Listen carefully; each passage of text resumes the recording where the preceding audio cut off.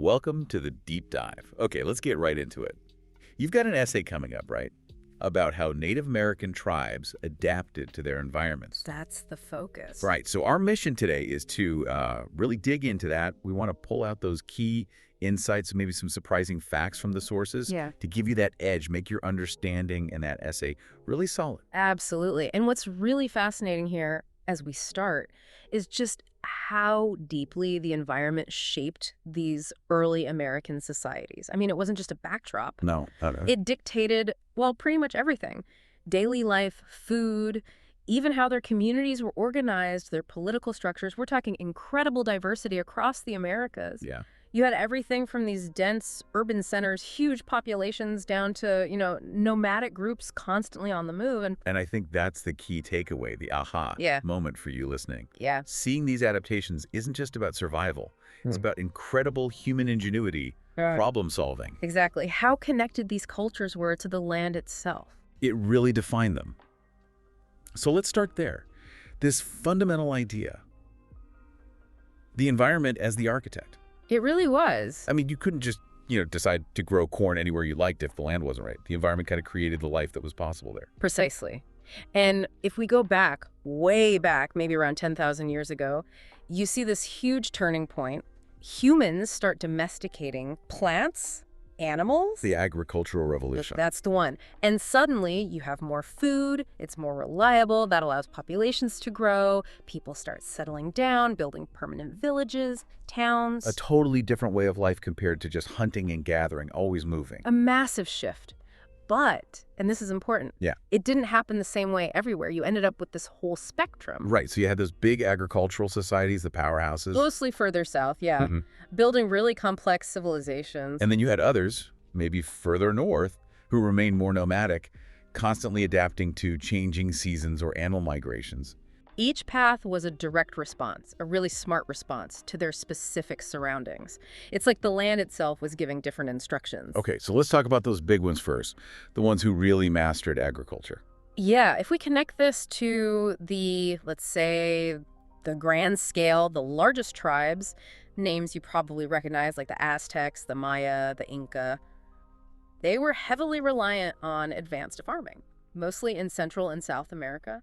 Their environments just allowed for that kind of scale, I suppose. Exactly. The conditions were often more favorable for large-scale, intensive agriculture, which became the foundation for these really complex societies. Let's look at some examples. The Olmec, maybe, down on the Gulf Coast of Mexico, hot and humid. Right. The Olmec flourishing roughly 1200 to 400 BCE. Given that heat and humidity, what do they master? Water management. Makes sense. They built these sophisticated aqueducts, not just for drinking water, but crucial for irrigating their fields. Smart. What were they growing? The staples, maize, squash, beans, tomatoes. And interestingly, they even bred small domesticated dogs, probably for protein. Wow. So their whole system was built around managing that water. It really set a precedent for later Mesoamerican cultures. Then you get the Maya in the Central Highlands a bit later. Okay, the Maya, famous for their cities and calendars. Exactly. They peaked maybe between 2000 BCE and 900 CE. Huge city-states like Tikal, Chichen Itza, all supported by really advanced agriculture. They even developed written math.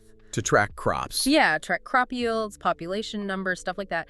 And their calendar was incredibly accurate, essential for timing, planting, and harvesting. Just brilliant organizational skills. You'd think with all that sophistication, they'd be unstoppable. You would think, but here's a really powerful point for your essay. Yep. Even the Maya weren't immune to environmental limits. The sources point to things like poor soil, maybe overuse, and then a massive drought, a drought lasting almost 2 centuries. 200 years, wow. Yeah. And that seems to be what led to their decline around 900 CE.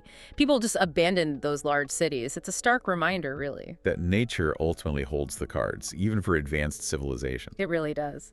Then shift over to the Aztecs, building their capital city Tenochtitlan. Right on a lake, Lake Texcoco. That always blows my mind. It's incredible. By the time the Spanish arrived, it had over 200,000 people, bigger than any European city at the time. So how did they manage that on an island? Food must have been a challenge. Pure genius adaptation. They built chinampas. The floating gardens? Essentially, yeah. They created these artificial islands, incredibly fertile plots right there on the lake for farming. Plus, the city itself had aqueducts, garbage collection. even specialized neighborhoods for different jobs. Highly organized. Okay, so Olmec water management, Maya calendars and math, Aztec chinampas. What about the Inca up in the Andes? That's a whole different challenge. Totally different. High altitude, steep mountains. We're talking cities at 13,000 feet. Unbelievable. Their empire stretched 2,500 miles along the coast and mountains. So, adaptation number 1, roads. They built these incredible stepped roads. Stepped, right, because no wheels. Exactly. Perfect for people walking, for llamas, and for their army. And communication, they used chasquis. Yeah, right. Relay runners. They could get messages across the vast empire incredibly quickly. Like you said, sort of an ancient high-speed mail service. Amazing coordination. It really paints a picture of adapting to extreme environments with sophisticated organization. Okay, let's shift north now. North America. Right. So moving into North America, the picture generally changes a bit. You often see groups that were smaller, maybe less politically unified on that empire scale we saw in the South. But still with really specific adaptations, right? Yeah. Tailored to their own environments. Absolutely. Just as specialized, just as ingenious. What raises that question, how did people thrive in places like deserts or dense forests or vast plains, often without that same kind of massive centralized agriculture? Good question. Let's dive into some examples. The Pueblo peoples, maybe. Southwestern U.S., hot, dry. Exactly. The Pueblo tribes, living in that arid desert climate, their key adaptation, again, was water. Masters of irrigation, they built reservoirs, canals, channels, anything to capture and manage that scarce rainwater. In their houses, too, the adobe ones. Perfect architectural adaptation. Those adobe bricks keep the inside remarkably cool in the intense heat. It's brilliant passive design. And I remember reading something. Wasn't the average height of Pueblo men, like, relatively short, around 5 feet or so? Yeah, the sources mention estimates around 4'11" to 5'4". Is that, maybe? Could that be a physical adaptation? To limited resources over time. It's certainly a plausible hypothesis. Environment and resource availability can definitely influence physical characteristics over many generations. It's compelling to think about. But even they hit limits, right? Like the Maya. Sadly, yes. The Pueblo culture has also experienced decline around 1300 CE. Again, prolonged drought and warming trends seem to be major factors. Nature's power reasserted. Okay, so desert adaptation. What about the opposite, like the Pacific Northwest? Rainy, forests, rivers, the Chinook. The Chinook, a completely different world. Abundance was the key word there. Rich rivers, the ocean, massive forests. So what do they do with all that? They use those huge trees, obviously, building impressive longhouses, carving intricate totem poles, reflections of that forest wealth. Their diet was incredibly rich, too. Lots of fish, especially salmon, plus big game. And did that abundance affect their society? It seems so. It led to more distinct social stratification. You had clear elites, and one really unique marker of status was head flat. Unflattening. Yeah, they intentionally shaped the heads of infants in elite families. A physical sign of high status directly linked, you could argue, to the environment's bounty, allowing for such social distinctions. Wow, that's specific. Okay, down the coast a bit, California. Right, the Chumash, along the coast near modern-day Santa Barbara. Another beautiful, resource-rich area. Lots of seafood, acorns, land game. What were their big adaptations? They became incredible boat builders. Their canoes, called tomols, were sophisticated plank canoes, allowing them to travel extensively up and down the coast and out to the Channel Islands. They were real maritime people. Did that tie into their economy? Absolutely. They developed a unique currency based on specific types of shells found only in their coastal region. They essentially cornered the market on making money. And their baskets, they were famous for them. They figured out how to waterproof them using naturally occurring tar bitumen that seeped up nearby. So these baskets could hold water, even be used for cooking with hot stones. Incredible use of local materials. From shells to tar-lined baskets. Yeah. Amazing resourcefulness. Okay, let's hit east. The Northeast, Iroquois. Colder climate, forests. Definitely tougher conditions. Cold winters, forests to navigate. Their main shelter adaptation was the longhouse. Large communal dwellings providing essential protection from the elements. But their most famous adaptation wasn't just physical, was it? No, and this is really interesting. The Iroquois adaptation was also deeply political. They formed the Iroquois Confederacy, or Haudenosaunee. Bringing 5 tribes together. Initially 5, later 6. They developed mechanisms for peace, a common council, essentially a representative government, Importantly, it included roles for both men and women. Kind of like an early form of federalism, sharing power. You could definitely see it as a precursor, yeah. A sophisticated political solution for managing relations and resources in their environment. A social adaptation as much as anything else. Okay, one more major region, the Great Plains. Nomadic life. The Great Plains tribes are almost the textbook example of nomadic adaptation, particularly after the reintroduction of the horse, but even before. And it all centered on one animal. Yeah, pretty much entirely. The buffalo or American bison, we're talking massive herds back then, maybe 50 to 100 million animals. Hard to even imagine. And the Plains tribes utilized everything. The buffalo provided food, obviously, hides for their tippas for clothing, bones for tools, sinew for thread.